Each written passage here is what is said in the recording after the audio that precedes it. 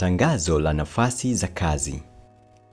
Jamhuri ya Muungano wa Tanzania, Ofisi ya Rais, Tawala za Mikoa, Serikali za Mitaa, Halmashauri ya Mji Rufiji.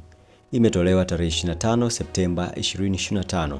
Mkurugenzi wa Halmashauri ya Jiji Rufiji anawatangazia Watanzania wenye sifa kuomba nafasi za kazi kwa kada mbili katika halmashauri hii baada ya kupata kibali kutoka Ofisi ya Rais, Management ya Utumishi wa Umma na Utawala Bora kwa mchanganuo ufuatao: mwandishi mwendesha ofisi daraja la pili, na mwingine ni dereva daraja la pili, ni nafasi 4, wakati mwandishi ni nafasi 6. Hilo ni tangazo la ajira. Kama unaona una sifa zinazokufaa kutuma maombi haya na kuajiliwa, basi unaweza kutuma.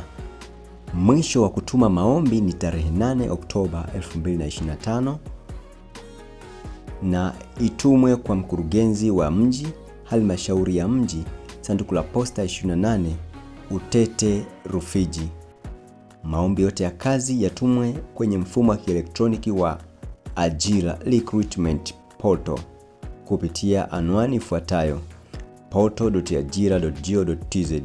Anwani hii pia inapatikana kwenye tovuti ya Secretariat ya Ajira kwa kuingia sehemu iliyoandikwa recruitment portal. Maombi yatakayowasilishwa nje ya utaratibu ulioainishwa katika tangazo hili hayatafikiriwa. Imetolewa na Simoni S. Belege, mkurugenzi wa mji Rufiji.